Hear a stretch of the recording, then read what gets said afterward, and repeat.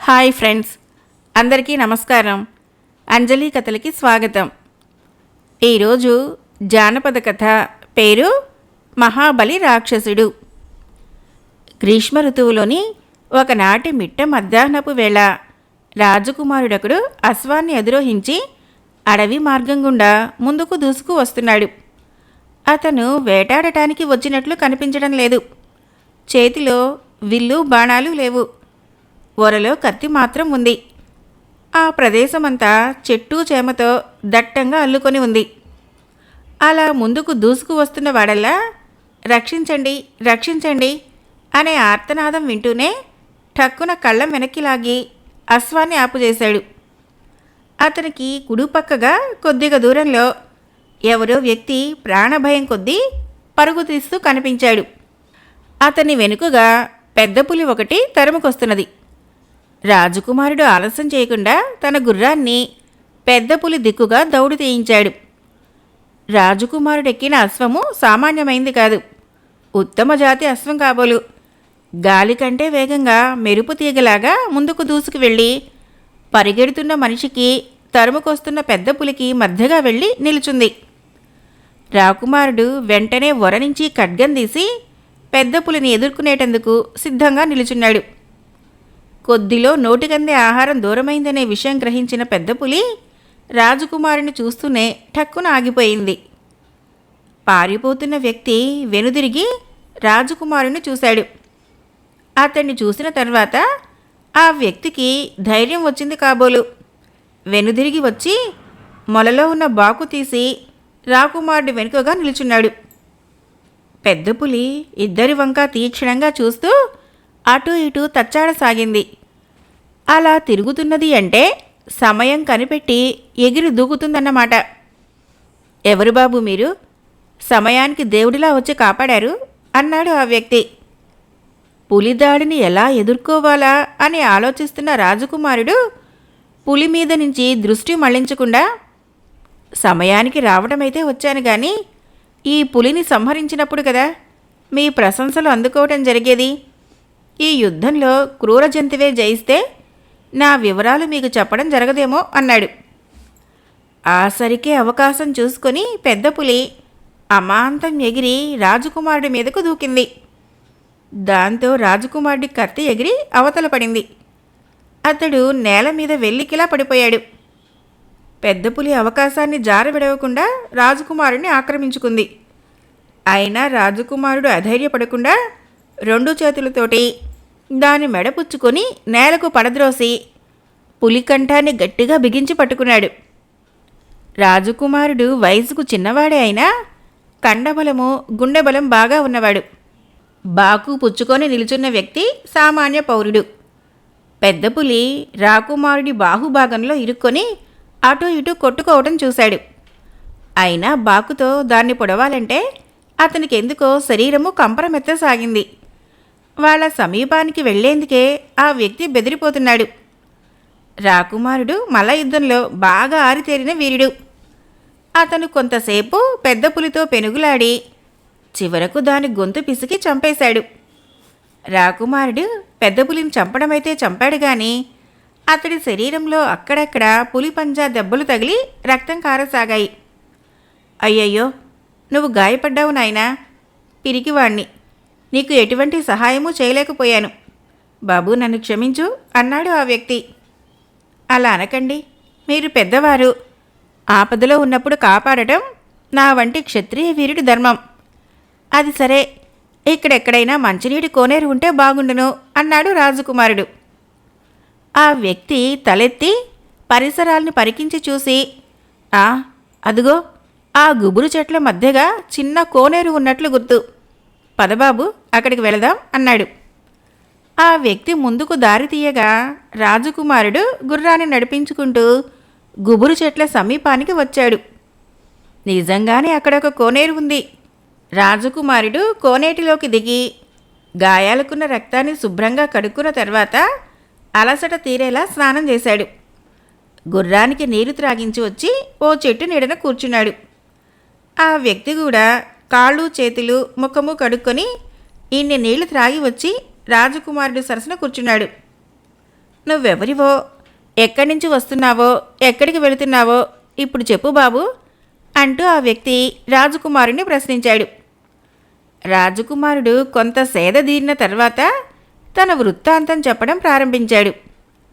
కాంభోజ దేశాన్ని పరిపాలించే కామదత్తుడు ప్రజారంజకంగా పాలించే ప్రభువని ఎంతో పేరు ప్రఖ్యాతులు సంపాదించుకున్నాడు.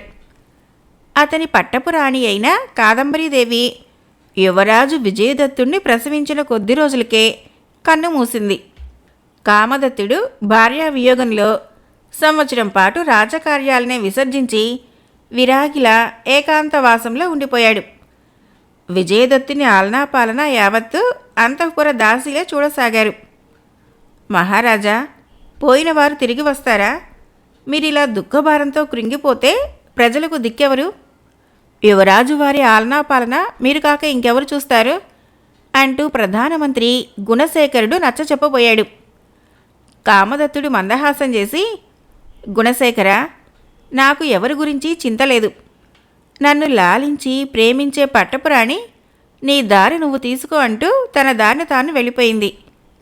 ప్రజాపాలన అంటారా? మీరు చూసుకుంటూనే ఉన్నారు కదా.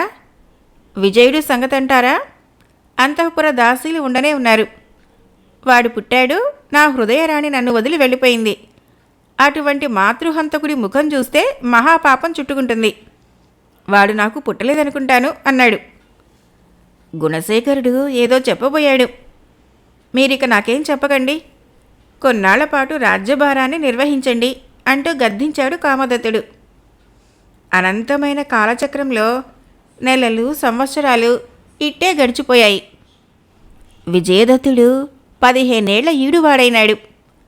అప్పటికి కామదత్తుడు పట్టపురాణి తాలూకు దుఃఖభారాన్ని చాలా వరకు దించుకోగలిగాడు.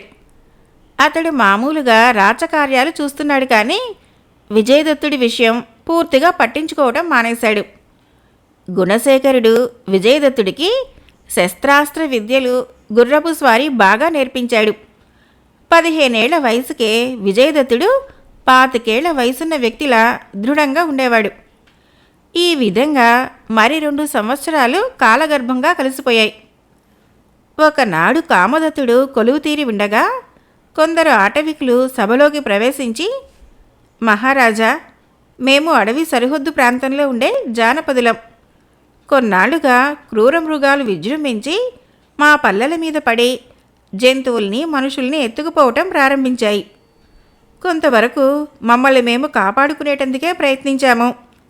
అయినా లాభం లేకపోయింది. ప్రభు, అవి మందలు మందలుగా వస్తున్నాయి. అడవిలోని ఆ క్రూర మృగాలకి ఆహారం సరిగ్గా దొరక్క ఇలా పల్లెల మీదకి ఎగబడి వస్తున్నాయని మా అనుమానం. తమరు తగిన సిబ్బందితో వచ్చి క్రూర మృగాల్ని వేటాడి మాకు ప్రాణరక్షణ చేయవలసిందిగా కోరుతున్నాము అంటూ చేతులు జోడించారు. ప్రజాక్షేమము ప్రభువుల ప్రథమ కర్తవ్యం గనుక కామదత్తుడు తగిన సరంజామాతో కావలసిన సిబ్బందిని వెంటబెట్టుకొని అడవిలోని క్రూర మృగాలను వేటాడేటందుకు వెళ్ళాడు. అక్కడ అడవిలో మిట్ట మధ్యాహ్నం వరకు కనిపించిన క్రూర జంతువునల్లా వేటాడి కామదత్తుడు బాగా అలసిపోయాడు. అందరూ దాహంతో అల్లాడుతూ జలాశయం ఎక్కడైనా కనిపిస్తుందేమోనని అటు ఇటు తిరగసాగారు. అదే సమయంలో ఓ చక్కదనాల చుక్క నీళ్ల కడవ చంకన పెట్టుకుని అటుగా వస్తూ కామదత్తుడి కంటపడింది. కామదత్తుడు ఆ సుందరాంగిని చూస్తూనే ఆశ్చర్యంతో కొయ్యబారిపోయాడు. ఆమె సౌందర్యము అతన్ని కామ వికారానికి లోను చేసింది. ఈమె వనకన్య, వనదేవత, లేక శాపవశాత్తు అడవిలో తిరుగుతున్న దివ్యభామినీనా అని అనుకున్నాడు. ఆమె సమీపంగా రాగానే, సుందరి, ఎవరు నీవు? ఈ అరణ్యంలో ఒంటరిగా ఎలా ఉంటున్నావు? నీ వాళ్ళెవరూ లేరా అంటూ ప్రశ్నించాడు. ఆ యువతి నవ్వి, మహారాజా, నేను బిల్ల యువతిని. ఇక్కడికి సమీపంగా ఉండే కోయగూడెంలో ఉంటున్నాను. నాకు నా అన్నవాళ్ళెవరూ లేరు అంది. నా అన్నవాళ్ళెవరూ లేరనగానే కామదత్తుడి మదిలో కామజ్వరం హెచ్చడం మొదలైంది. చూడు సుందరి, నేను ఈ దేశాన్ని ఏలే మహారాజుని. పట్టపురాణి పరమపదించి చాలా కాలమైంది. అప్పటి నుంచి ఏకాంతవాసం గడుపుతున్నాను. నాకు విజయదత్తుడొక్కడే కొడుకు. నువ్వు నన్ను వివాహం చేసుకుంటే పట్టపురాణిని చేస్తాను, ఏమంటావు అన్నాడు. నిర్జన ప్రదేశంలో పెరిగే అడవి మల్లెతో నిన్ను తీసుకుని వెళ్ళి రాజోద్యానవనంలో నాటుతానంటే కాదంటుందా? కానీ మహారాజా, ఇప్పుడు మీకు నా మీద అనురాగం ఉండవచ్చు. కొన్ని రోజులు పోయాక అనురాగం కాస్త అసహ్యంగా మారవచ్చు. అప్పుడు నా గతేమిటి? నాకు పుట్టిన సంతానం గతేమిటి? అంది ఆ భిల్ల యువతి. కామదత్తుడు ఆమె చేయి పుచ్చుకొని ప్రమాణం చేస్తూ, నేనలా ఎన్నటికీ చేయను. నీకు పుట్టే కొడుకులకే రాజ్యాధికారాన్ని కట్టబెడతాను, సరేనా అన్నాడు. బిల్ల యువతి కామదత్తుడి వంక చూస్తూ, అదెలా సాధ్యం? యువరాజు విజయదత్తుడు ఉండగా నా కొడుకులకు రాజ్యాధికారం ఎలా వస్తుంది అంది. విజయదత్తుడి పేరు వింటూనే కామదత్తుడి ముఖం చిట్లించుకొని, ఆ నష్టజాతకుడి పేరు నా ముందు ప్రస్తావించకు. అయినా అడిగావు కాబట్టి చెబుతాను విను. నా దృష్టిలో వాడు ఉన్నా లేకున్నా ఒకటే. నేను వాడి ముఖం కూడా సరిగ్గా చూడలేదు ఇంతవరకు. ఈ రాజ్యం నాది. నా ఇష్టం వచ్చిన వారికి కట్టబెట్టే అధికారం నాకుంది. నువ్వు సంశయించుకు సుకుమారి అన్నాడు. ఆ తర్వాత కామదత్తుడు భిల్ల యువతిని కోయగూడెంలోని పెద్దల సమక్షంలో గాంధర్వ విధిన వివాహం చేసుకొని ఆమెకు శివరంజని అని నామకరణం చేసి అంతఃపురానికి తీసుకువచ్చాడు. భిల్ల యువతిని మహారాణిగా నిరాకరించడానికి ఎవరికి ధైర్యం ఉంది? అంతఃపుర కాంతలు శివరంజనిని మంగళహారతులతో లోనికి ఆహ్వానించారు. శివరంజని వచ్చిన తర్వాత అంతఃపుర స్వరూప స్వభావాలే మారిపోయాయి. బిల్ల యువతి తన మాటల చాతుర్యంతో అంతఃపురం మొత్తాన్ని తన గుప్పెట్లో ఇరికించుకుంది. విజయదత్తుడి ఆలనాపాలన ఆలకించే దిక్కే లేకుండా పోయింది. అంతఃపుర పరిస్థితులను గమనిస్తున్న గుణశేఖరుడు లోన బాధపడటం తప్ప ఏమీ చేయలేని నిస్సహాయ స్థితిలోనే ఉండిపోయాడు. అమాత్యవర్మ, నేను ఈ దేశానికి యువరాజునై ఉండి కూడా ఏమిటి నాకు ఈ నిరాదరణ? ఇంతవరకు నాన్నగారు ఏమీ పట్టించుకోకపోయినా నేను అంతగా బాధపడలేదు. కానీ సవతితల్లు గారు వచ్చిన తర్వాత అంతఃపుర కాంతలకు కూడా నేను చులకనైపోయాను. ఈ అవమానం భరించే కన్నా ఎక్కడికైనా పోయి స్వశక్తి మీద బ్రతకడమే మంచిదనిపిస్తున్నది. విజయదత్తుడు ఒకసారి గుణశేఖరుడితో అన్నాడు. గుణశేఖరుడు యువరాజుకి ధైర్యం చెబుతూ, తొందరపడకు నాయనా, అంతగా పరిస్థితులు విషమించినప్పుడే చూసుకుందాం. నేనుండగా నీకేం భయం లేదు అంటూ ఓదార్చాడు. ఆ విధంగా మరొక సంవత్సరం గడిచిపోయింది. బిల్ల యువతి గర్భం ధరించి నెలలు నిండినాక ఓ కొడుకుని కన్నది. ఆ పిల్లవాడికి హేమదత్తుడు అని నామకరణం చేశారు. కామదత్తుడు ఉత్సవాలు వేడుకలు జరుపుకోవలసిందంటూ దేశమంతా చాటింపు వేయించాడు. అంతేకాదు, కాంభోజ దేశానికి కాబోయే మహారాజు జన్మించాడంటూ ప్రకటించాడు. స్వర్గీయ పట్టపురానికి పుట్టిన యువరాజు విజయదత్తుడు ఉండగా నిన్నగాక మొన్న వచ్చిన బిల్ల యువతికి పుట్టిన కుర్రవాడు భావి మహారాజు ఎలా అవుతాడు అని ప్రజలు గుసగుసలు పోయారు. ప్రజల అభిప్రాయం ఏమిటో శివరంజనికి స్పష్టంగా తెలిసింది. యువరాజు మీద ప్రజలకు సదభిప్రాయం ఉన్నదని, విజయదత్తుడు బ్రతికున్నంతవరకు తన కొడుకి రాజ్యం దక్కటం కూడా అసంభవమని ఆ బిల్ల యువతి తెలుసుకుంది. కాంభోజ దేశానికి కాలముకుడు సైన్యాధిపతి. అతడి శరీరమే కాదు, మనసు కూడా నలుపే. శివరంజని అతన్ని ఏకాంత మందిరానికి పిలిపించి ఏవో మంతనాలు జరిపించింది. మీరు నిశ్చింతగా ఉండండి మహారాణి, ఆ వ్యవహారమంతా నాకు వదిలేయండి అన్నాడు కాలముకుడు. ఆనాటి రాత్రి విజయదత్తుడు తన మందిరంలో నిద్రపోతూ ఉండగా బలమైన వ్యక్తులు 10 మంది వచ్చి అతన్ని బంధించి తీసుకువెళ్లారు. విజయదత్తుడు తన తమ్ముడైన హేమదత్తుణ్ణి చంపేటందుకు రాత్రి కత్తి పుచ్చుకొని వచ్చాడట. అంతఃపుర రక్షక భటులు అప్రమత్తంగా ఉండబట్టి విజయదత్తుడు దొరికిపోయాడు. కానీ లేకపోతే యువరాజు హేమదత్తుడితో పాటు మహారాణి శివరంజనీదేవి కూడా ప్రాణాలు పోగొట్టుకుని ఉండేది అనే వార్తతో అంతఃపురం యావత్తూ గుప్పుమంది. గుణశేఖరుడు ఆ వార్త నమ్మలేదు. కామదత్తుడు హుటాహుటిన శివరంజని మందిరానికి వచ్చాడు. అక్కడ శివరంజని పెద్ద పెట్టున రాగాలు తీస్తూ కూర్చుంది. కామదత్తుడు మందిరంలోకి అడుగుపెట్టగానే సైన్యాధిపతి తాను ఆలోచించుకొని అట్టే పెట్టుకున్న అభూత కల్పనను చిలువలు పలువులల్లి మహారాజుకి ఏకరువు పెట్టాడు.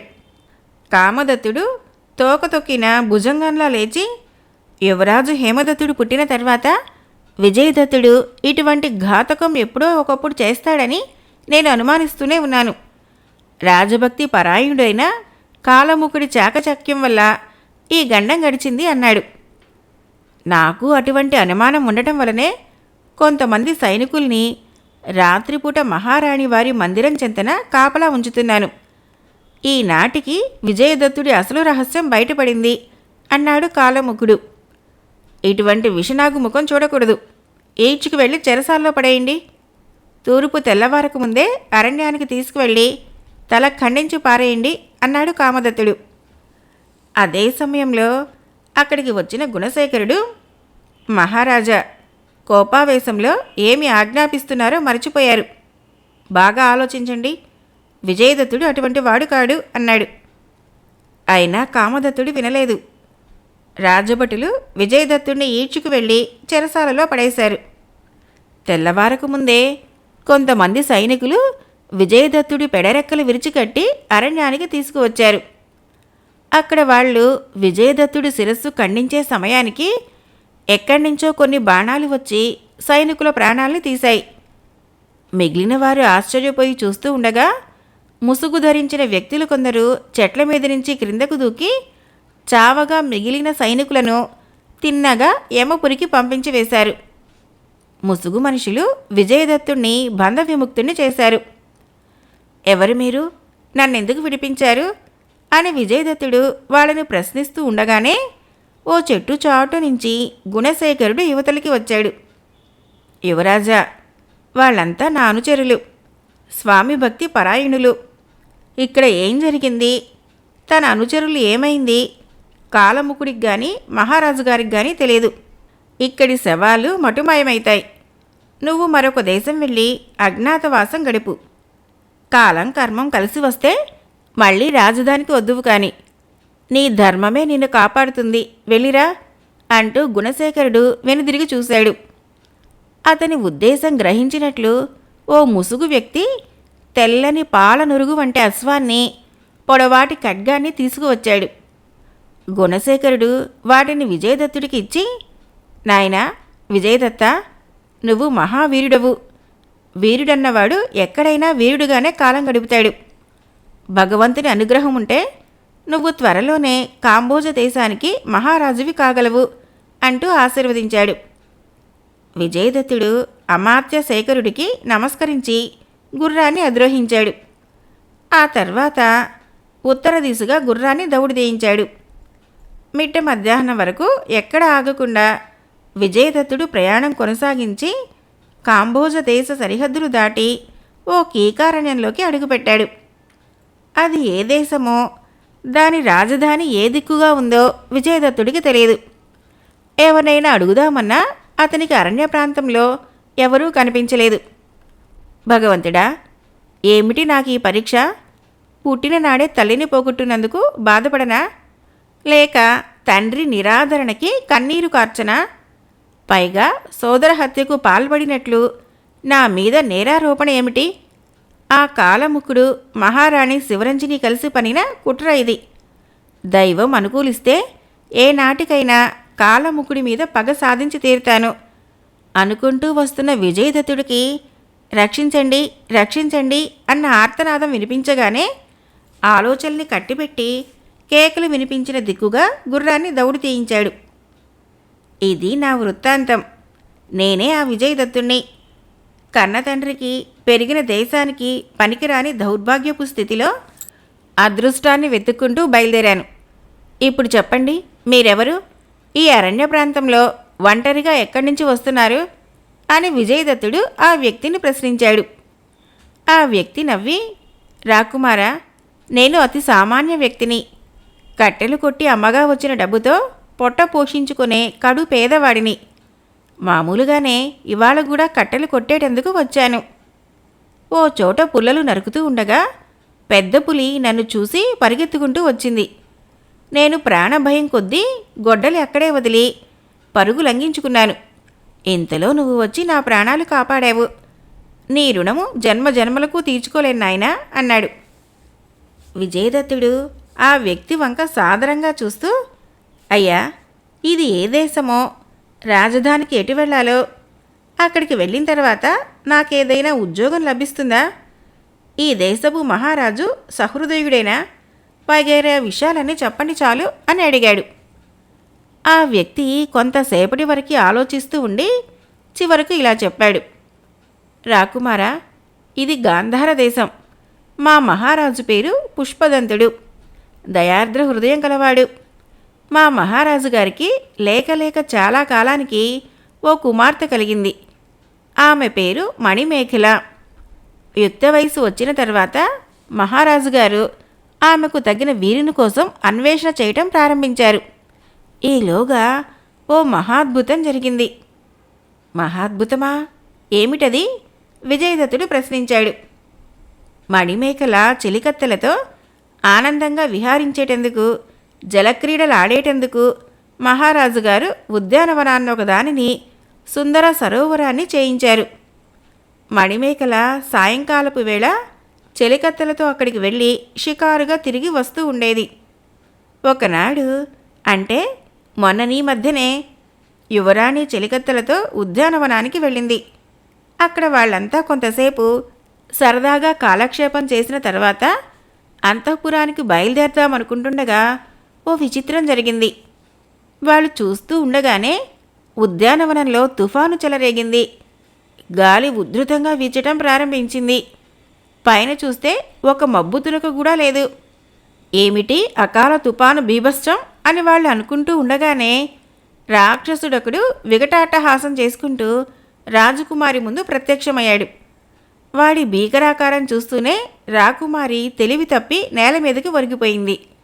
అది చూసిన చెలికత్తెలు భయంతో పొలికేకలు పెడుతూ అటూ ఇటూ పరిగెత్తడం ప్రారంభించారు.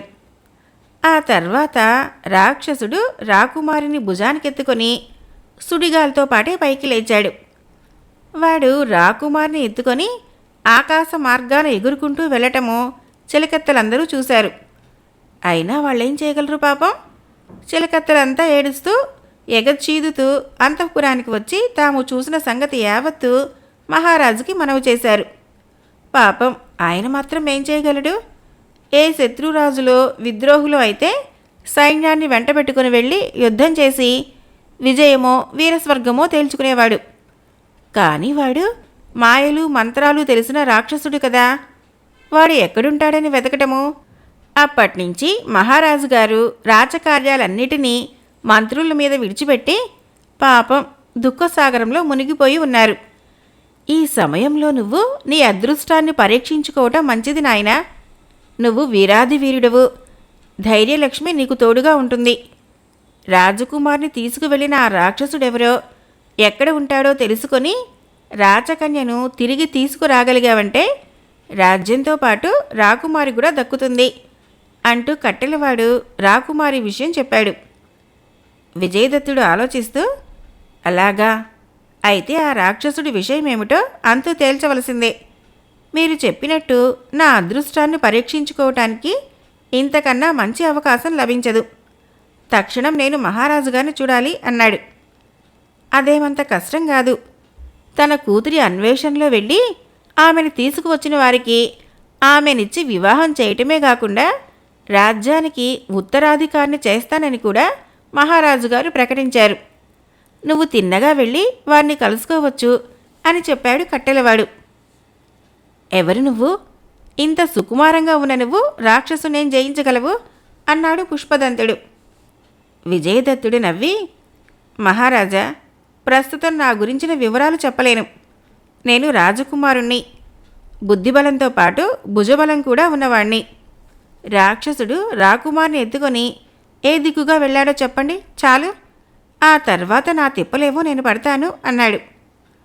పుష్పదంతుడు భారంగా నిట్టూర్చి, మంచిది నాయనా, భగవంతుడు నీకు మేలు చేయాలని కోరుకుంటున్నాను. చెలికత్తలు చెప్పిన దాన్ని బట్టి వాడు రాకుమార్ని ఎత్తుకొని పడమటి దిశగా ఎగిరిపోయినట్లు తెలిసింది అన్నాడు. చాలు మహారాజా, ఇక మీరు నిశ్చింతగా ఉండండి. రాకుమారి ఎక్కడున్నా సరే వెతికి తీసుకువస్తాను అన్నాడు విజయదత్తుడు. జాగ్రత్త నాయనా, ఇంతకు క్రితం ఎందరో రాకుమారులు, బలవంతులైన యువకులు యువరాణి అన్వేషణలో వెళ్ళి మళ్ళీ తిరిగి రాలేదు. వాళ్ళు ఏమయ్యారో ఎవరికీ అర్థం కాలేదు అంటూ మహారాజు విజయదత్తుడిని హెచ్చరించాడు. ఆ తర్వాత విజయదత్తుడు గుర్రాన్ని అధిరోహించి రాక్షసుడి అన్వేషణలో పడమటి దిశగా బయలుదేరాడు. మిట్ట మధ్యాహ్న సమయానికి అతడొక నిర్జన ప్రదేశానికి చేరుకున్నాడు. ఎక్కడైనా కొద్దిసేపు విశ్రాంతి తీసుకొని ఆ తర్వాత బయలుదేరవచ్చని విజయదత్తుడు తలెత్తి చుట్టుపక్కల దృష్టి సారించి చూశాడు. దూరంగా ఒకచోట అందమైన కోనేరు, దానికి ఆనుకొని వివిధ ఫలవృక్షాలు, పూల చెట్లు విజయదత్తుడికి కనిపించడంతో అతడు సంతోషంగా గుర్రాన్ని ఆ దిక్కుకు దౌడు తీయించాడు. ఆకలి సంగతి తర్వాత చూసుకోవచ్చును, ముందుగా కోనేటిలో తనివి తీరా స్నానం చేస్తేనే గాని శరీర తాపం చల్లారదు అనుకున్న విజయదత్తుడు గుర్రాన్ని ఒక చెట్టుకు కట్టేసి అమాంతం కొలనులోకి దూకాడు. ఆ కొలను నిండా తామర పువ్వులు కోకొలలుగా ఉన్నాయి. స్వచ్ఛమైన నీళ్లు అద్దంలా మెరుస్తున్నాయి. విజయదత్తుడు చేపలా ఈదుతూ తామర పువ్వులు కోసి పైకి ఎగరవేస్తూ నీటిలో మునిగి పైకి క్రిందకి తేలుతూ చాలాసేపు జలక్రీడలు ఆడుకున్నాడు. ఆ తర్వాత విజయదత్తుడు నీటిలో నుంచి ఒడ్డుకు వచ్చి తల నుంచి కారుతున్న నీటిని 2 చేతులతోటి తుడుచుకోబోయాడు. తల మీద చేతులు పెట్టి తడిమి చూసుకుంటూనే విజయదత్తుడు ఎంతో ఆశ్చర్యపోయాడు. దానికి కారణము అతడి తల మీద ఆవుకు ఉన్నట్టు 2 కొమ్ములు మొలుచుకు రావటమే. విజయదత్తుడు నివ్వెరపోతూ ముఖం తడిమి చూసుకున్నాడు. తనని తాను ఒక్కసారి పైనుంచి క్రిందకు చూసుకున్నాడు. ఏముంది, అతడి ముఖము ఎంతో వయసున్న వ్యక్తిలా మారిపోయింది. అంతేకాదు వికృతంగా కూడా ఉంది. శరీరం కూడా అదోలా ముద్దు స్వరూపంలా తయారైంది. ఏమిటి ఆకారం, నాకెందుకు ఇలా వచ్చింది అనుకొని విజయదత్తుడు విచారిస్తూ ఉండగానే అతడికి పెద్దగా ఒక వికటాట్టహాసం వినిపించింది. దానితో బాటే, ఆ ఆకారం ఎందుకొచ్చిందో చెప్పమంటావా? మరేం లేదు, అది నా కొలను. అందులో స్నానం చేసిన వారు నీలాగే అవుతారు. అంటే నాకు బందీలన్నమాట. ఇక నీకు ఆ రూపం పోవటం కల్లా అన్న మాటలు వినిపించి విజయదత్తుడు అటూ ఇటూ చూస్తూ, ఎవరు నువ్వు? ధైర్యం ఉంటే ఇలా నా ఎదుటికి వచ్చి నిలబడు అన్నాడు. అదే క్షణంలో రాక్షసుడొకడు పెద్దగా నవ్వుతూ విజయదత్తుడు ముందు ప్రత్యక్షమయ్యాడు. తక్షణము విజయదత్తుడు కత్తి చేతబట్టి రాక్షసుడి మీదకి వెళ్ళాడు. పిచ్చి నాయన, నువ్వు నాకు బానిసవు. ఈ ఆకారంలో ఉండగా నువ్వు నన్నేం చేయలేవు అంటూ రాక్షసుడు కుడి చేతిని పైకెత్తి ఏవో మంత్రాలు చదివాడు. అంతే, విజయదత్తుడు కత్తిని నేలకు జారి విడిచి స్పృహ తప్పి అలాగే ఒరిగిపోయాడు. ఆ తర్వాత ఏం జరిగింది విజయదత్తుడికి తెలియదు. అతడు తిరిగి కళ్ళు తెరిచేసరికి ఒక విశాల మందిరంలో ఉన్నాడు. దానికి ఉన్న ఇనుప కటకటాలకు తాళాలు బిగించి ఉన్నాయి. మహాబలి రాక్షసుడు జానపద కథ మొదటి భాగం సమాప్తం. రేపు 2వ భాగం కథ విందాం. ఫ్రెండ్స్, నా కథలు నచ్చినట్లయితే మన ఛానల్ని తప్పకుండా సబ్స్క్రైబ్ చేయండి, లైక్ చేయండి, షేర్ చేయండి, కామెంట్ చేయండి. Thank you.